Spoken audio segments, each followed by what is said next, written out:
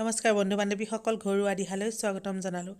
22 জানুৱাৰী মাঘ মাহৰ সোমবাৰে স্নানৰ পানীত মিহলাক এই এটা বস্তু, ভাগ্যত ঘটিব চমৎকাৰ। বন্ধু বান্ধৱীসকল, মাঘ মাহ অত্যন্ত পবিত্ৰ মাহ।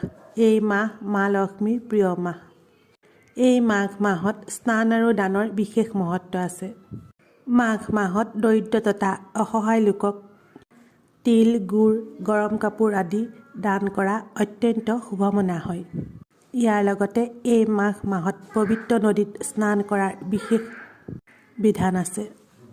পবিত্ৰ নদীত স্নান কৰিব নোৱাৰিলেও সোমবাৰে যদি ঘৰত গা ধোৱা পানীত বিশেষ এটা বস্তু মিহলাই স্নান কৰিব পাৰে, তেন্তে ঘৰলৈ সুখ-সমৃদ্ধি আহে। আৰ্থিক সমস্যা দূৰ হয়। বন্ধু বান্ধৱীসকল, ভিডিঅ'টো চাই ভাল লাগিলে এটা লাইক কৰিবলৈ নাপাহৰিব। ঘৰুৱা দিহা চেনেলটো যদি প্ৰথমবাৰলৈ চাইছে, চেনেলটো ছাবস্ক্ৰাইব কৰি ল'ব আৰু কাষতে থকা বেল আইকনটো প্ৰেছ কৰি দিব, যাতে আহিব লগা নতুন নতুন ভিডিঅ'বোৰ প্ৰথমেই চাব পাৰে। তেনেহ'লে পলম নকৰি জানোৱা হওক। মাঘ মাহৰ সোমবাৰে স্নানৰ পানীত কি বস্তু মিহলাই গা ধুলে অত্যন্ত শুভ মনা হয়। মাঘ মাহৰ প্ৰতিদিনে পুৱা সোনকালে শুই উঠিবলৈ চেষ্টা কৰিব লাগে।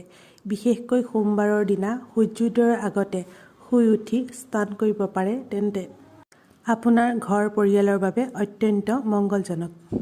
সূৰ্যোদয়ৰ আগতে নোৱাৰিলেও এইদিনা যিমান পাৰে পুৱা সোনকালে শুই উঠি স্নান কৰা পানীত আঙুলিৰে 3 বাৰ ওম চিহ্নৰ অংকন কৰিব। তাৰ পাছত 3টা বস্তুৰ যিকোনো এটা বস্তু মিহলাই স্নান কৰিলে অত্যন্ত মংগল। ইয়াৰে প্ৰথম বস্তুটো হ'ল গাখীৰ, তিল আৰু গংগাজল। এই 3টা বস্তু গোটেইকেইটা বস্তু মিহলাই স্নান কৰিব পাৰে। যদি যিকোনো এটাৰো স্নান কৰিব বিচাৰে তেতিয়াও অত্যন্ত শুভ।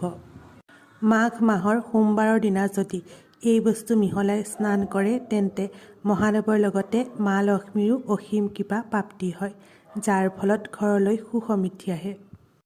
আৰ্থিক সমস্যা দূৰ হয়। বন্ধু বান্ধৱীসকল, যদিহে ভিডিঅ'টো চাই ভাল লাগিল, কমেণ্টত শুদ্ধ মনে লিখিব জয় মা লক্ষ্মী। তেনেহ'লে আজিলৈ আহোঁ, ধন্যবাদ।